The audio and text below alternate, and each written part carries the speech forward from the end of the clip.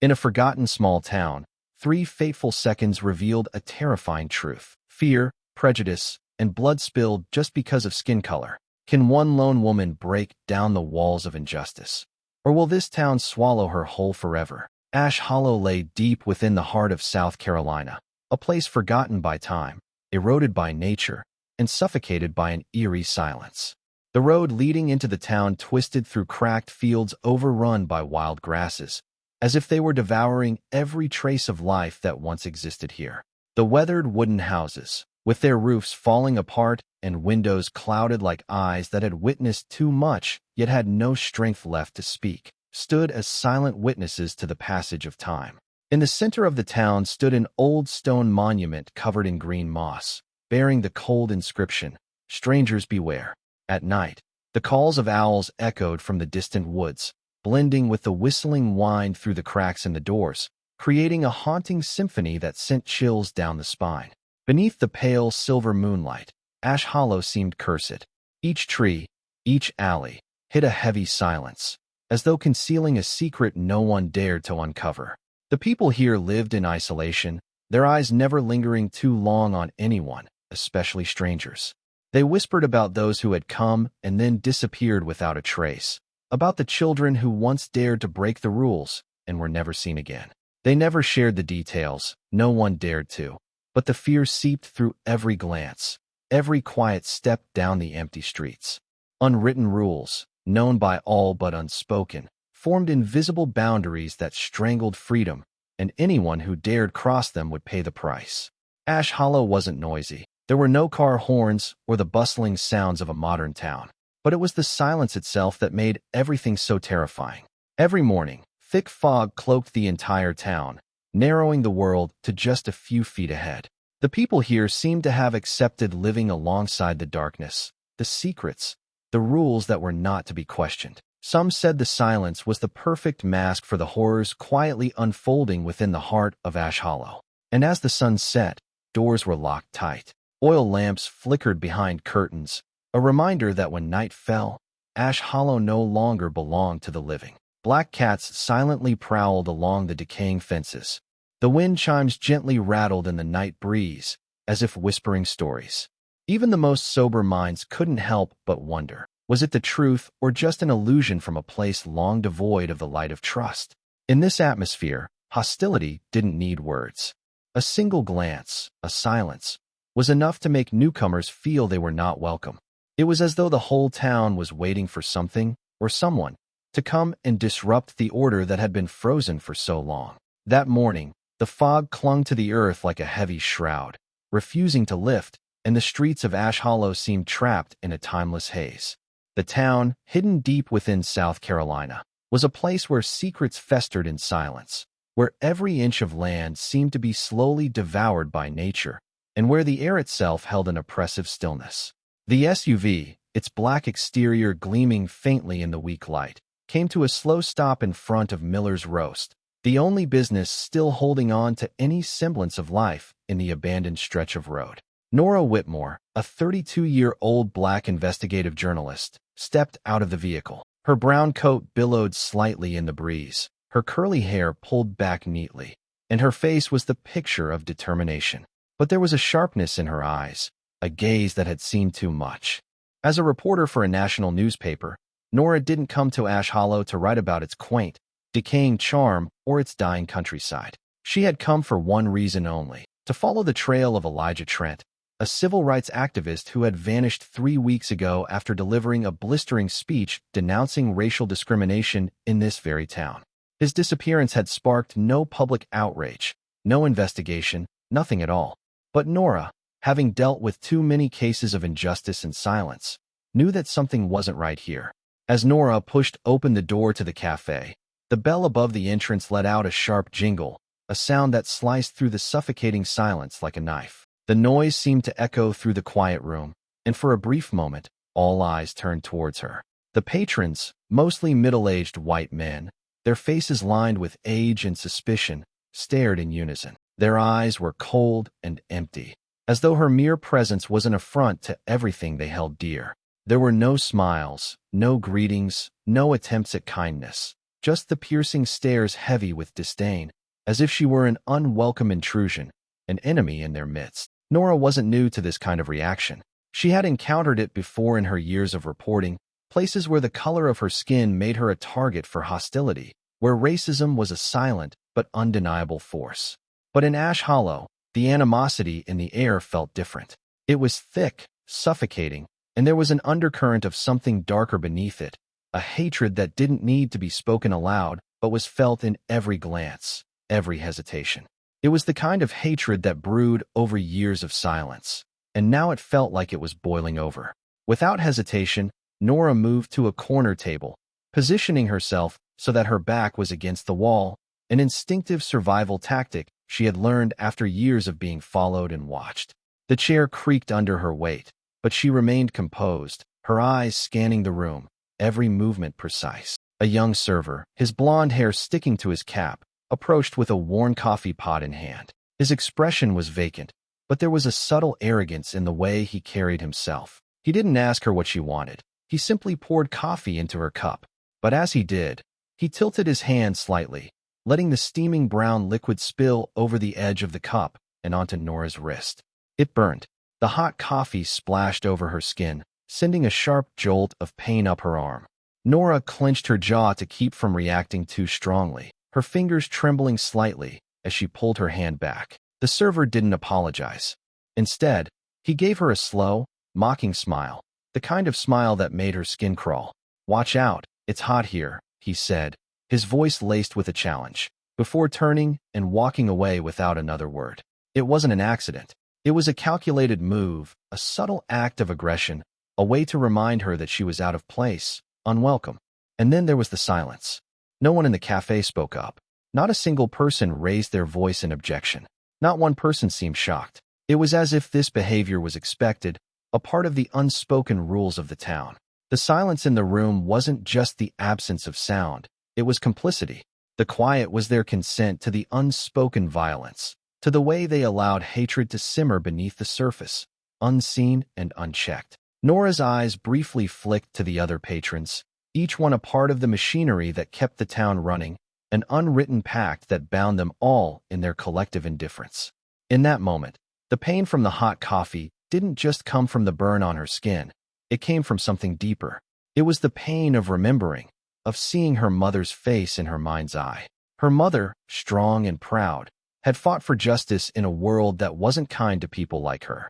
She had been a voice for the voiceless, demanding answers when the system had failed so many. But her mother's activism had come at a cost. Nora remembered how, when she was just a little girl, a group of masked men had blocked her mother's path after a community meeting. They beat her mother mercilessly just because she had dared to ask the local authorities for data on racially biased arrests. Nora, only 10 years old at the time, had stood frozen on the sidewalk, gripping the street lamp for support as she watched her mother crumple to the ground, blood soaking into the dirt beneath her. The dim headlights of a passing patrol car flickered over the scene, casting long shadows as the men disappeared into the night, their laughter echoing in the distance. The memory of that moment had haunted Nora for years, a reminder of the violence that lay just beneath the surface of society. And now, as she sat in the heart of Ash Hollow, where everything felt eerily familiar to that moment, she understood. She wasn't just here to investigate Elijah Trent's disappearance. She had stepped into a battleground, a town where justice wasn't written in laws but in cold glares and the oppressive weight of silence. Elijah Trent had vanished for a reason. His disappearance wasn't an accident. It was part of something bigger, something darker that the town was trying to keep buried. And Nora, for all the pain she had endured in her life, knew one thing for certain. She couldn't leave without uncovering the truth. She had to bring the light back to Ash Hollow, even if it was just a flicker in the dark. Because in this town, every shadow hid a secret, and Nora was determined to expose them all. Nora remained seated at the corner table, her burned hand now soothed by a cold cloth she had pulled from her bag. But the real pain didn't reside in the physical burn. It sat heavy in her chest, a weight like lead pressed down by the complicit silence, by the cold, unforgiving stares of Ash Hollow. She didn't leave. She didn't lower her head. Her eyes remained fixed on the dusty glass window, beyond which lay the desolate streets, as though the world had long forgotten this place. The wind still howled through the cracks in the doors, and the iron wind chime above the cafe tinkled with each gust, its sound sharp like the dragging of chains. Then, from outside, a small figure appeared behind a street lamp. It was a boy, no older than 12, his clothes ragged and his face smeared with dirt. His eyes were wide with a mix of fear and hesitation. Nora's gaze met his as he stepped closer to the window. Their eyes locked for a moment, a fleeting second, but it was enough for Nora to sense that something was wrong. The boy kept glancing nervously between the cafe and the road behind him, as though he feared someone was following him. He tapped lightly on the window and motioned for her to step outside. At first, Nora hesitated, but her investigative instincts kicked in, telling her not to ignore this strange signal. She stood, left a few coins on the table, and walked out of the cafe into the eerie silence. No one stopped her. No one questioned her. Outside, the boy shrank back, his voice barely a whisper, trembling not just from the cold, but from a fear that seemed to go deeper than mere weather. You shouldn't be here. They know you. They'll spill blood if you don't leave. They aren't like normal people. They see everything. Nora bent down, her hand gently resting on his shoulder, but the boy recoiled sharply, as though even the slightest touch might set off some unseen danger. Who are they? She asked, her voice soft but steady, her eyes sharp with suspicion. Before the boy could answer, a screeching sound echoed from the end of the alley, a sharp metal-on-pavement noise like a plow's blade scraping the ground. The boy's eyes widened in terror, and before Nora could react, a large, calloused hand shot out from the shadows and yanked him into the narrow alley between two buildings. Nora rushed forward, but when she reached the alley's mouth, all she found was emptiness. The only trace left was the sound of retreating footsteps in the darkness. No sign of the boy, no trace of a struggle, just the sudden chill, as though a door to hell had been flung wide open. Standing in the dim light of the flickering street lamps, Nora felt it with absolute certainty. She had been noticed. She had been marked. The shadow that had grabbed the boy wasn't human, not in the way she understood it. It moved too fast, too silently, and the eerie silence that followed only made the fear that much heavier. She lifted her eyes to the dilapidated wooden house across the street, where the curtain in one of the windows fluttered slightly, as though someone was watching her from within. At that moment, all sounds seemed to vanish, swallowed by the oppressive stillness, and Nora knew the moment the boy had spoken his warning. The game of cat and mouse had officially begun. But who was the cat? Who was the mouse? And the boy, was he even alive? Or had he been erased from the town, just like all the others whose names were never spoken again? There were no answers, only the suffocating silence and a quiet promise in Nora's heart. She wouldn't give up. Not this time. Not when the truth still lay buried beneath layers of time and the sins of Ash Hollow. The knock came at 2 a.m., steady, cold, like the unyielding rhythm of a verdict being sealed in the quiet of the night. Nora's heart leaped in her chest, the sudden jolt of noise yanking her from the depths of a restless sleep. She lay still for a moment, trying to reconcile the sound with the reality of her surroundings. The cheap motel room at the edge of Ash Hollow was suffocatingly quiet, with only the soft hum of an old fan breaking the stillness. But now, a knock, deliberate, calculated, echoed through the room. She held her breath, every muscle in her body tense. The sound was haunting in its regularity, as if each knock carried a weight, a message she couldn't ignore. The second knock came almost immediately after, slower, heavier, as if someone was testing her resolve, pushing her to the edge.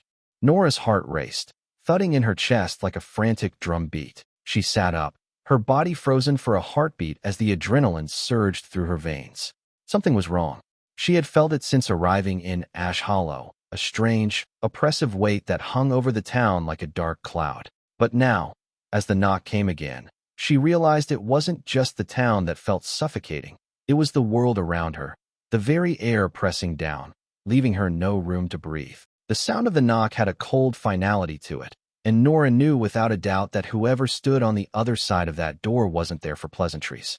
She slid quietly out of bed, careful not to make a sound, her feet light against the worn carpet. Her fingers trembled slightly as she reached for the small bedside lamp, but stopped just short of turning it on.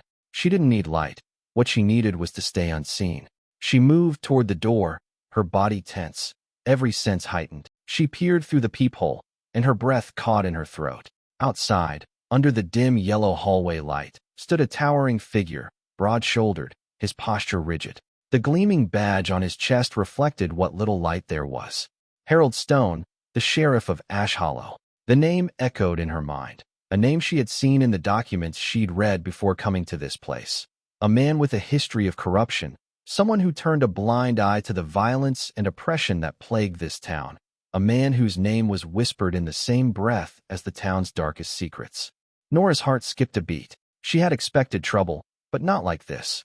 "Miss Whitmore," came his voice, low and gravelly, like something scraping against metal. It sent a shiver down her spine. "Open the door. We're conducting a security check tonight. Mandatory protocol." The words felt hollow, fake, as though he had practiced them 1,000 times, knowing exactly how to make them sound official, how to make them sound like something she should fear. Nora clenched her fists, every muscle in her body tensing. Security check? In the dead of night? In a town like Ash Hollow, where nothing happened by accident. She knew instantly it was a lie, a flimsy excuse to get her to open the door, to expose herself. There were no surprise checks here, not for a stranger, not for her. But Harold Stone's posture, the way he stood so confidently, hands in his pockets, head slightly tilted as if he were sizing her up, made the silence that stretched between them feel thick and suffocating. Every second that passed added weight to the air, and Nora could feel her breath hitching, her heartbeat speeding up. "I need your cooperation, Miss Whitmore. You don't want to cause any trouble, do you?" His voice slid over her, smooth but as cold as stone. There was no warmth, no humanity in his tone. It was a threat veiled as a request, a demand. Nora's jaw tightened. The pressure inside her chest grew heavier with each passing second. She knew she was in danger, but she wasn't about to give in. Not now. Not when she had come so far. Not when she had uncovered so many lies already buried in this town. With a deliberate motion, she cracked the door just enough for the chain lock to hold it in place. A small, thin barrier between her and the looming threat outside. "What kind of check is this at this hour?" she asked, her voice dry, sharp steel cutting through the thick silence. Harold lifted his head, his eyes flashing in the low light. It was a predator's gaze, a gaze that had tracked her every move since she stepped into town. "We've had reports of suspicious activity recently," he said, his voice taking on a new edge, one that felt like a low growl. "Someone matching your description was seen near an area where there have been signs of a break-in." He smiled, but it wasn't a polite smile. It was a smile that sent a chill down her spine, a mocking, cruel smile that made it clear he knew exactly how much fear he was causing. He wanted to see her squirm. He wanted to make her doubt herself. And for a brief moment, she almost felt the temptation to do so. But no, she wouldn't let him win. She couldn't. Nora's eyes narrowed, her breath steadying, her mind racing. This was it. This was the point of no return. She could feel the anger, the defiance rising in her chest, coiling like a storm. She had no intention of backing down now. "I'm a journalist.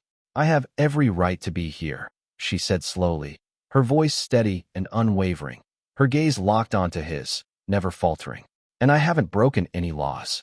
Harold chuckled softly, a mocking, derisive sound that grated on her nerves. "In Ash Hollow, you'll see many things that aren't in the books," he said, his voice dripping with contempt. He leaned closer, his breath thick with the smell of stale cigarettes and whiskey. He was close enough now that Nora could feel the heat radiating from his body. "Be careful," he warned, his voice dropping to a dangerous whisper. "This town doesn't take kindly to those who ask too many questions." Nora's heart was hammering now, the fury rising, threatening to spill over. The words hung in the air like poison. She could feel it, the quiet menace in his voice, the unspoken threat that lingered between them. He was making it clear that she didn't belong here, that she was out of place, a disruptor in their carefully controlled world. And the truth didn't matter, not to him, not to anyone in this town. Without another word, Harold stepped back, his boots clicking sharply against the wooden floor as he turned away. But even as he walked down the hallway, the echo of his footsteps seemed to linger, reverberating through the silence like the final beat of a death march. Nora stood there, her hands still resting on the door, her heart thundering in her chest. The door was still ajar, the faintest sliver of light from the hallway spilling into the room, casting shadows across the floor. Her breath came in short, sharp gasps. She hadn't just been threatened, she had been marked. The sheriff of Ash Hollow had made it clear that she was now under surveillance, that every move she made, every word she spoke, would be watched. The silence, the heavy weight of it, pressed down on her chest, suffocating her. She stood frozen for a moment, the fear still pulsing in her veins. But beneath it, something else was rising, something stronger. She clenched her fists, anger igniting in her chest. They wanted her to break. They wanted to intimidate her, to scare her into leaving. But Nora wasn't going anywhere. She knew now, more than ever, that Ash Hollow was hiding something, something dark, something dangerous. And no matter how many times they tried to silence her, no matter how many threats they made, she would not leave, not until she had uncovered the truth. The game had begun, and Nora was ready. Nora sat there motionless, her back pressed against the flimsy door of the cheap motel room, as though it were the only thing standing between her and the invisible threat that loomed beyond. It had been hours since Harold left, but the cold, oppressive silence still clung to the air like a fog. She had faced threats before, been stalked, and even had to confront those who manipulated public opinion, but nothing had ever made her feel this way. This was different. This fear was slippery and insidious, like an icy current threading its way through her veins, numbing her to everything around her. The air felt heavier now.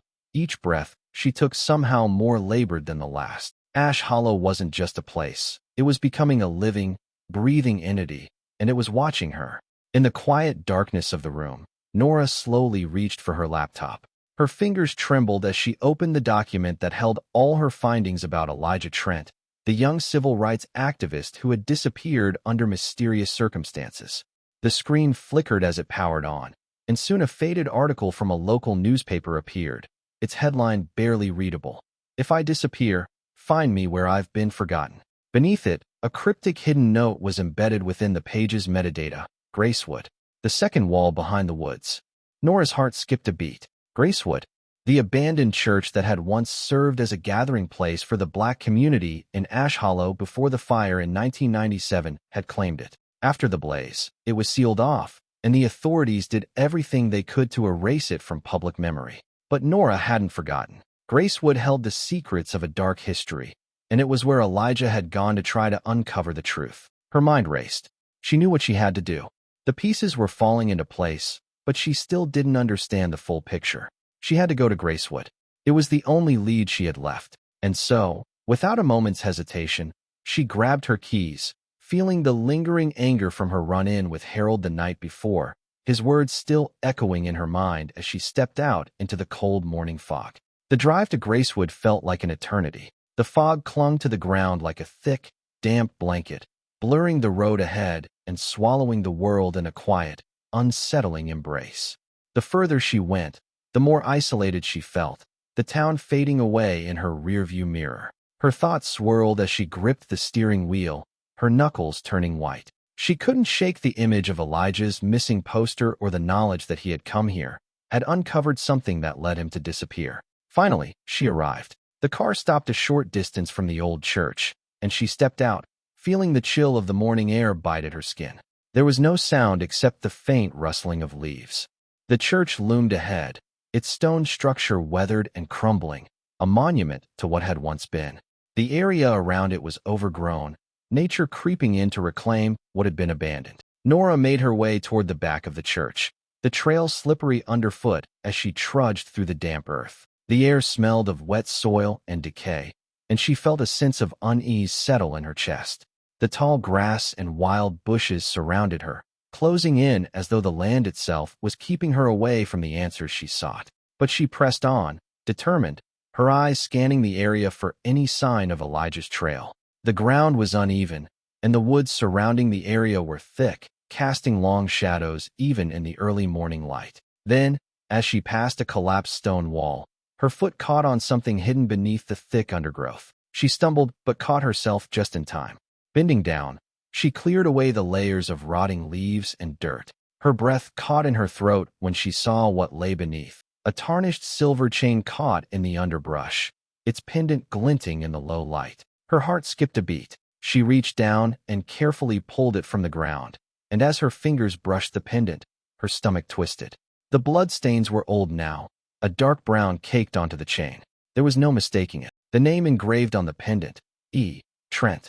Elijah had been here, and he had bled. A shiver crawled up her spine.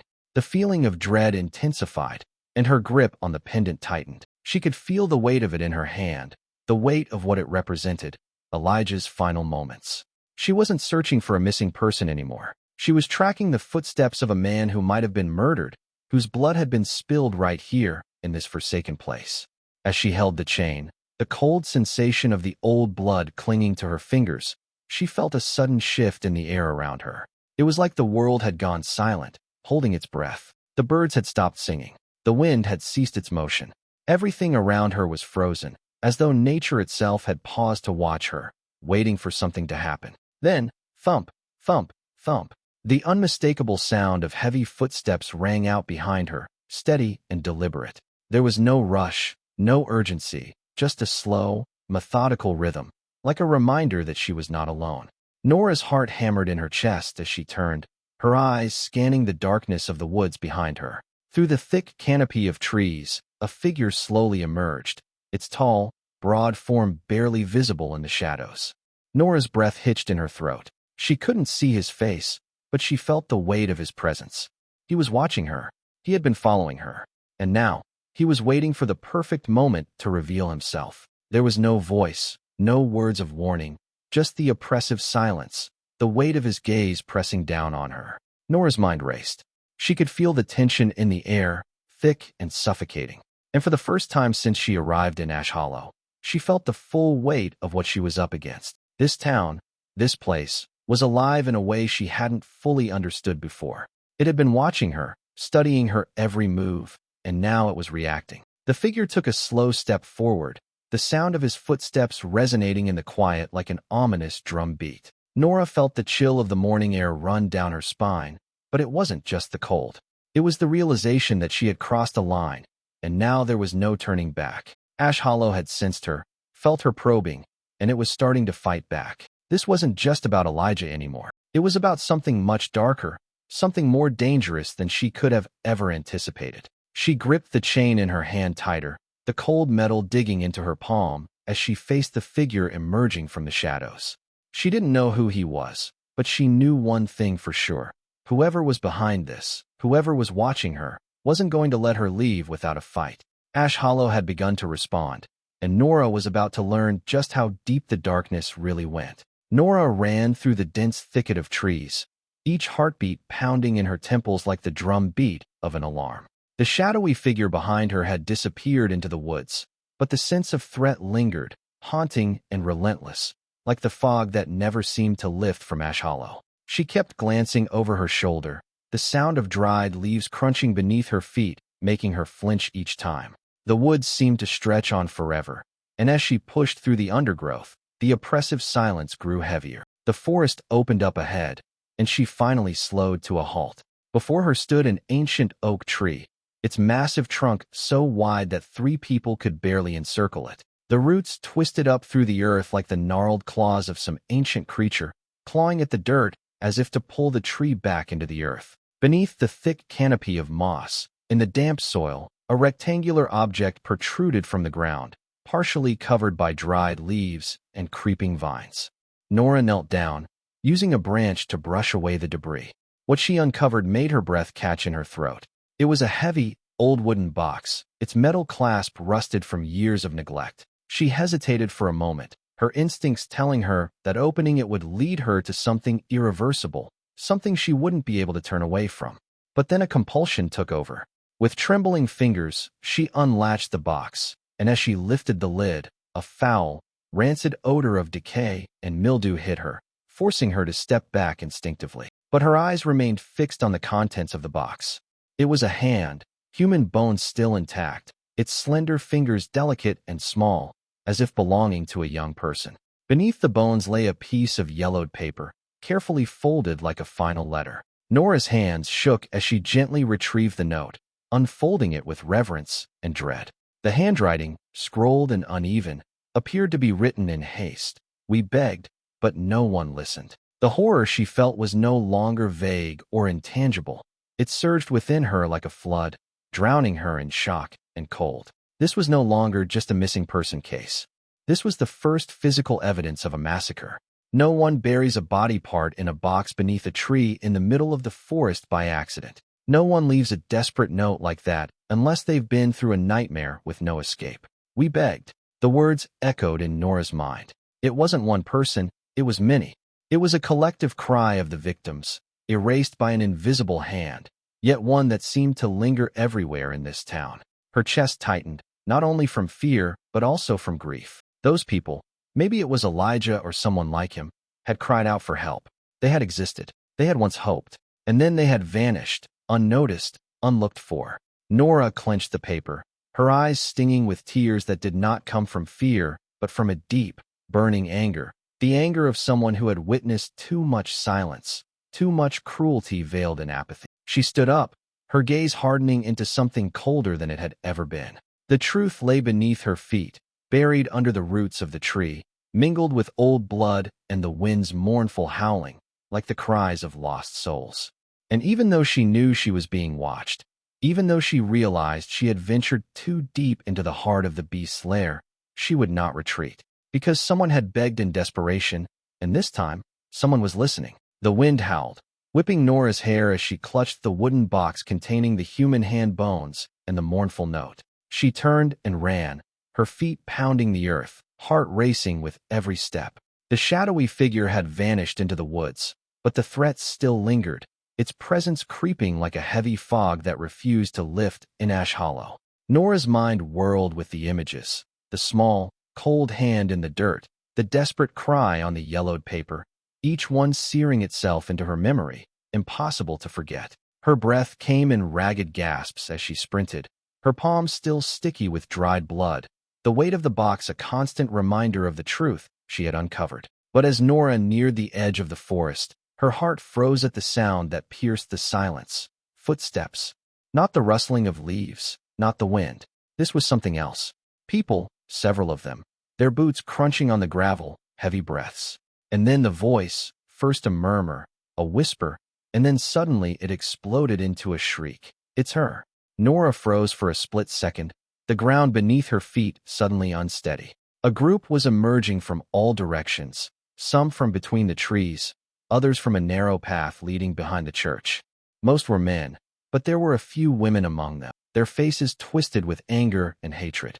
They carried no banners, no reasons.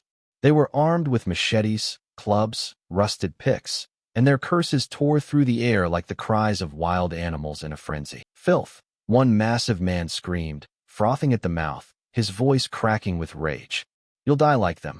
You all will die. The crowd didn't need reasons. They didn't need a trial. They needed only one target, a stranger, a black person. And tonight, that person was Nora. Without another thought, Nora spun around and ran. The box weighed heavily in her hands, each step feeling like it was pushing down on her chest, but she didn't let go. She couldn't. This was the evidence, the final cry of the forgotten, the last plea from those buried and erased by this town's cruelty. The darkness swallowed her sense of direction. All that remained was the pounding of footsteps behind her, the thwack of wooden clubs against trees, and the guttural screams echoing through the woods. Monkey, you think you're different from us. Nora tore through the thicket, her body slashed by thorns and branches, the mud sticking to her face, sweat and tears mixing together. But what made her tremble with fury was not the pain. It was the thought that here, in the 21st century, people could still be hunted like animals simply because of the color of their skin.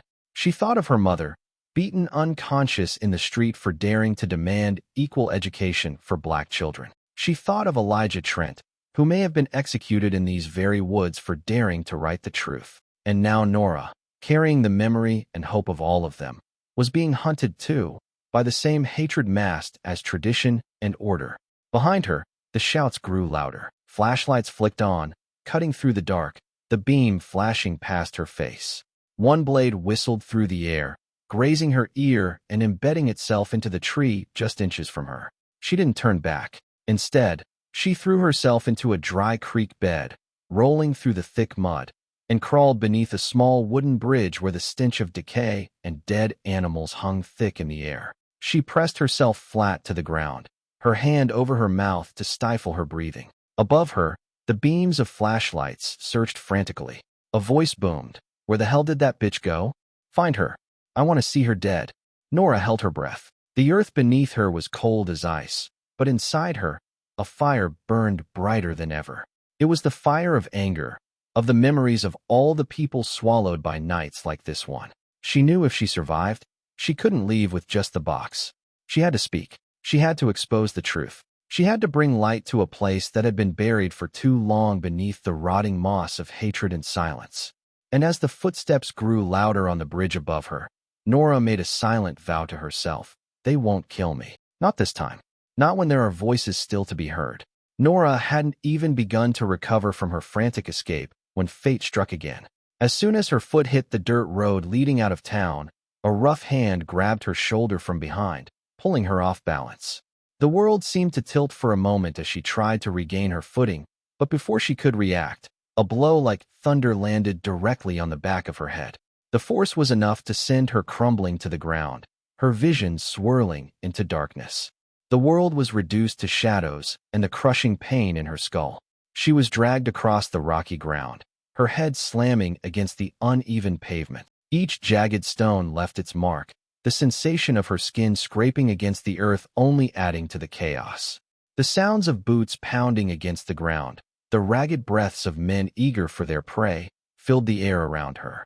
A steel door screeched open, and in an instant, her body was unceremoniously thrown into a dank, cold shed near the old woodworking shop that had been abandoned for years. The harshness of the concrete floor met her chest, and her head slammed into a rusted beam, sending a rush of blood from her forehead. Her vision blurred as the metallic scent of blood filled her senses. "Now there's no one to save you," came a voice, low and hoarse, a promise of pain that echoed in her skull. Before she could respond, a boot connected with her stomach, pushing all the air from her lungs and forcing her into a fetal position on the cold floor. She gasped for breath, blood flooding back into her throat. She coughed violently, and a trail of dark red poured from her nose and mouth, staining the concrete beneath her. She could taste it, stale, soft, salty, and thick. A figure crouched in front of her. He was bearded, his eyes wild with glee, looking down at her like a predator assessing its prey. "Your blood, it's so red," he whispered, a dark amusement flickering in his eyes. Then he laughed, a loud, manic cackle that seemed to fill the entire shed, bouncing off the walls like an echo of something broken and twisted. The sound was raw and grating, like a song born of insanity, drenched in blood and steeped in malice. Nora's body trembled, her muscles on fire from the blows, but despite the overwhelming pain, her eyes remained defiant. She refused to let them see her broken. Her lips trembled with each shaky breath, but her gaze never wavered. She forced herself to sit up, her back screaming in protest, each vertebra feeling like it was being burned alive. They didn't need to ask questions, and they certainly didn't need answers. To them, reason was irrelevant. She was a stranger. She was a black woman. She was the one who dared to uncover the secrets buried beneath this town's festering surface. The truth was a weapon, and they weren't going to let her speak it, not without a price. Another punch landed squarely on her face, splitting her lip wide open. But instead of crumpling to the floor again, Nora let out a dry, bitter laugh. It was hollow but filled with challenge. "You scared?" she rasped, the words tasting like iron as blood dripped from her swollen lip. "Scared of the truth so much you have to beat it like trash?"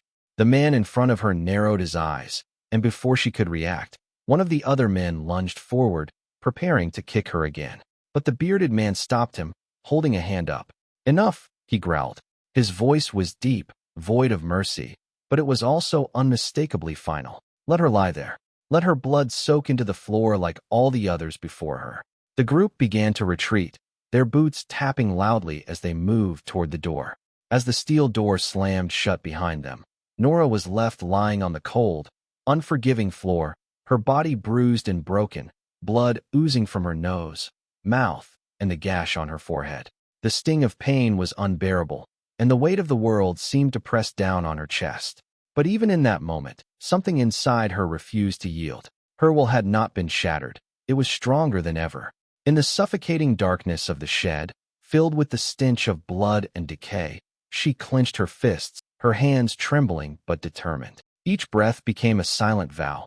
"I'm still alive, and you will pay for this."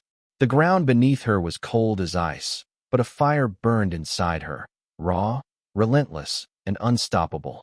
It wasn't just the physical pain. It wasn't the blood that soaked her clothes or the cuts that marred her skin. It was the rage that boiled within her, a fury against the brutality that had been inflicted on her and so many others by people who thought they could silence the truth. The anger was not just hers. It was the anger of every person who had been silenced by hatred, by fear, by oppression. Every name erased by the darkness of this town. Every life extinguished, forgotten, buried beneath the weight of lies. She pushed herself up again, her body screaming in protest, but her spirit burning brighter than the pain. She slid on the floor once, then twice, but she didn't stop. She was determined. She wasn't going to let them win. They had broken her body, but they would not break her spirit. Not this time. Her muscles screamed as she slowly dragged herself forward, inch by inch, her fingers digging into the ground, her breath shallow and labored. The anger, the pain, the injustice, it fueled her every move. She was not some helpless victim. She was a fighter, and this town had no idea what it had awoken. The door above her creaked. She heard the footsteps of the men retreating, their laughter fading into the distance. But Nora's mind was already elsewhere. She knew that if she survived, she couldn't just walk away from this. She couldn't leave with just the box. She had to speak. She had to expose the truth. She had to bring the light back to this place, a light that had been buried for far too long beneath the stinking moss of hatred and silence. She crawled, dragging her battered body over the floor. She couldn't stop, not when there were lives to save, not when the truth had finally found its way to her. She had to bring it to the surface, no matter the cost. In the darkness, she made a silent vow. They won't kill me. Not this time. Not when I have the truth on my side. The pain still throbbed in every joint as Nora crawled toward the far wall of the shed. The air was thick with the stench of blood, sweat, and despair, but her eyes still burned with fury. Each breath felt like a struggle for survival. In her mind, the images of the bony hand beneath the oak tree, the scream, "You'll die like them," and the cruel beating she had just endured replayed like a blood-soaked film on a loop. She leaned against the wall, bracing herself to stand, when suddenly the iron door creaked open. This time, it wasn't the crowd of howling men. It was Harold, sheriff of Ash Hollow. His footsteps echoed through the shed, each one reverberating like the sound of judgment itself. He wasn't carrying a baton, nor was he handcuffed, but instead, he wielded a sleek black handgun, the barrel aimed directly at her without hesitation. He was still in his full uniform, the badge gleaming almost as if to emphasize that Nora's impending death would be legal. Awake now. Harold's voice was low, thick with menace, his words no longer masked by the false politeness he had shown earlier. You've gone too far, journalist. You've been digging into things no one is allowed to touch. Nora didn't answer. She stared straight into his eyes that no longer belonged to a man, but to someone who had justified his murderous actions in the name of righteousness. Harold stepped closer, the gun still raised, and then through clenched teeth, he hissed, "Elijah Trent. I ordered his death. Do you hear me? I did." He was a seed of chaos. He sowed doubt, hatred, fanned the flames of things that could burn this town down. Here, we don't let people like you decide what's justice. Nora felt her heart tighten, not from fear, but from a surge of fury so violent it threatened to tear her apart. Elijah had been right. He didn't disappear, he was executed, and the one wearing the cloak of the law was the one who had done it. Harold crouched down, pressing the cold muzzle of the gun to her forehead. "Your blood," he growled, voice cracking with rage, "will wash away this foolishness. It'll be a reminder to you all. Don't come to Ash Hollow." In that moment, fear rose up her throat like bile. Every survival instinct screamed for her to run, to fight, to do anything but accept the end. But amidst the fragile line between life and death, a memory suddenly surged within her, a flash of her mother standing in the middle of the schoolyard, her simple purple dress fluttering as rocks, and insults flew her way. Her mother had shouted above the chaos, "My child has the right to live like every white child." Nora could hear her voice clearly, as though her mother was there with her in that very moment. She could hear the final words her mother had spoken in the hospital. "If you're afraid, then don't write anymore. But if you're angry, then turn it into fire." Harold's finger began to squeeze the trigger, but Nora, bloodied, bruised, kneeling before him, did not back down. Her gaze no longer held fear, only clarity, and a quiet fire burned within her. "Go ahead," she whispered, her voice steady despite the pain. "Shoot, and then watch what the fire you've started will burn down." Harold hesitated, just for a second, only one, but it was enough to change the course of fate. For when madness stood face to face with unwavering defiance, it ceased to be absolute power. It was reduced to desperate violence. And Nora was ready to fight back. The roar of Harold's voice echoed through the dark shed, a thunderous sound that seemed to shake the very core of Nora.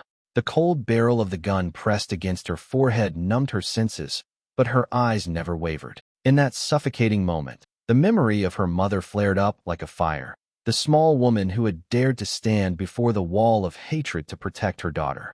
"Shoot," Nora whispered, her gaze unyielding. But fate had a different plan. As Harold jerked the gun, preparing to pull the trigger, Nora caught a glimpse of something on the ground, a shard of broken glass from the old shelf, fallen when she had been thrown into the shed earlier. Without thinking, she acted. In one swift motion, Nora shoved herself to the side, rolling onto the floor. Her hand grabbed the shard and quickly sliced through the rope that bound her wrist. Blood flowed from the cut, but she didn't stop. As Harold snarled and moved toward her, Nora sprang up, driving the shard directly into his hand. The sharp glass clanged loudly as it pierced through his grip. He screamed in pain, stumbling backward, his gun flying from his hand.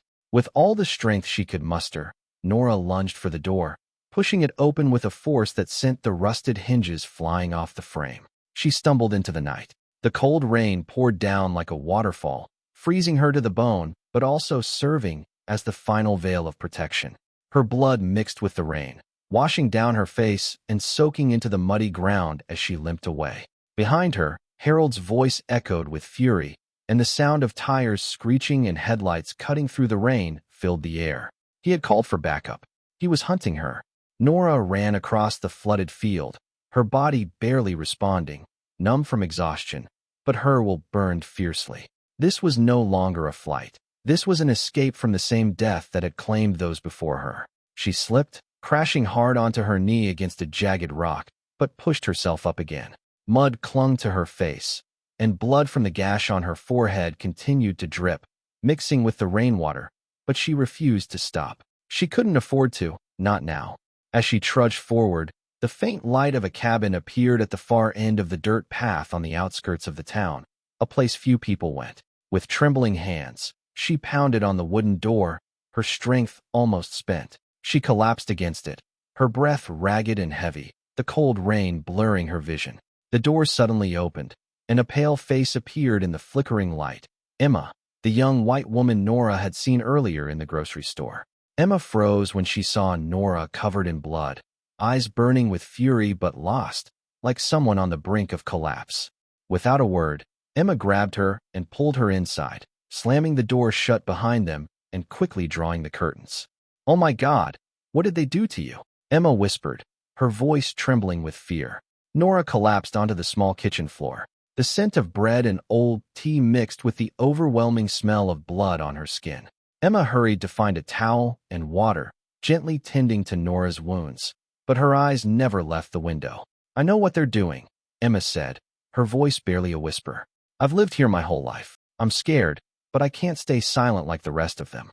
Nora turned her face toward her, even as the blood still stained her lips and the pain radiated through her ribs. But for the first time in days, amidst the fear and hatred that had consumed her life, she saw something flicker in Emma's eyes. A flicker of courage, recognition, empathy. Not everyone in Ash Hollow was silent. Not everyone turned a blind eye. And maybe, just maybe, from a place as fragile as this, the truth would begin to be told again, by the ones brave enough to open the door in the night, trembling but unwilling to turn away. The rain finally ceased after 3 days, washing away the blood and guilt that had soaked Ash Hollow. News of the shocking case spread beyond the town's borders quickly. Harold, once the keeper of the law, the symbol of order, now faced a slew of charges, from obstructing federal investigations to ordering murder. The trial, held in Colombia, lasted for weeks. The undeniable evidence piled up, the recorded confession, Emma's testimony, the bloodstains, the bone fragments, and the note found under the oak tree. It painted a horrifying picture of complicity, silence, and organized violence. Harold was sentenced to life in prison without parole. Immediately after, a deep investigation began, targeting officials, police, and citizens who had aided or concealed the truth for years. Ash Hollow, once a town that paraded peaceful festivals and colorful flags, became a national symbol of disgrace. The townspeople began to look at each other with wary eyes. Some awkwardly nodded as a greeting, while others avoided speaking altogether. Some were so ashamed they couldn't leave their homes. In the cemetery to the west of the town, on a damp morning, Emma stood quietly before a newly restored grave. Elijah Trent's name was carved into the white stone, along with the inscription, "He spoke, and we heard." Her trembling hand placed a bouquet of wildflowers on the grave. "I'm sorry for being silent for so long," she whispered, her voice choked with emotion as tears fell freely. But this time, there was no silence to shield her feelings. It was regret, genuine remorse, and the first step toward change. Nora woke up in the hospital, bandages wrapped around her shoulder and arm. Every movement sent waves of pain through her body. But what made her choke wasn't the physical wounds. It was the news on the small screen across from her, Harold's sentence. She closed her eyes and sighed, not from exhaustion, but because finally, the blood had spoken. Her blood, Elijah's blood, the blood of countless nameless victims buried beneath the roots of the trees in darkness. The blood spilled wasn't in vain. It awakened justice, Nora thought, her hand tightening around the bedspread, silently vowing this to herself that day. The nurse brought her an envelope, no return address. Inside were several handwritten letters, letters from the families of the victims. One mother wrote, "Thank you.